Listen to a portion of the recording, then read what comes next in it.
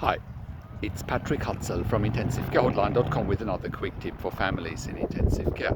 So yesterday I had an email from a reader, Claire, and Claire writes that my 34-year-old brother has been admitted into intensive care with liver failure.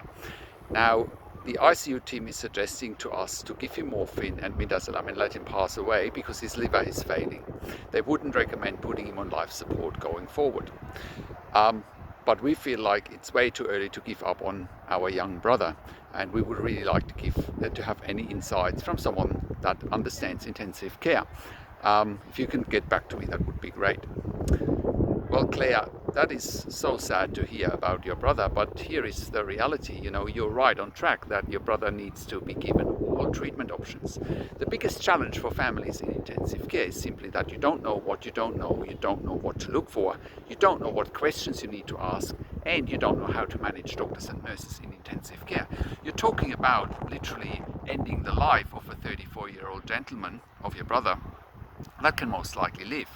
He needs to go on life support and he needs to have the liver failure treated. Now that might take a while, but at such a young age he has probably any chance to survive. The survival rates of patients in ICU is over 90%, so the odds are in your brother's favor. And what you need in this situation is you need strong advocacy, so you can challenge the doctors on a clinical level, and we can help you with that here at IntensiveCareHotline.com, because we are professional advocates and we do understand intensive care inside out. We do understand patients' and families' rights in intensive care, which the ICU team makes you believe you have none.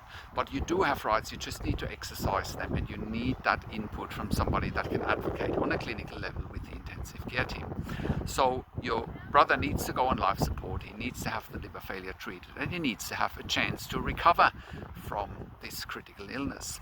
So, at such a young age, going to hospice and having morphine and midazolam started to let quote-unquote nature take its course, which is what you have written in your email, what the intensive care team wants, that is murder. There's no other term for this. That is simply murder, and your brother needs to have every treatment that is available to be had, and then he can recover from this. So that is my quick tip for today. If you have a loved one in intensive care and you need advocacy and consulting, you need someone that can advocate for you with the doctors on a clinical level that understands intensive care, go to IntensiveCareHotline.com and call us on one of the numbers on the top of the website, or send us an email to support@IntensiveCareHotline.com. Like this video, comment down below what questions you have, and subscribe to my YouTube channel for any new updates that come out at least twice a week. Take care for now. This is Patrick Hutzel from IntensiveCareHotline.com, and I'll talk to you in a few days.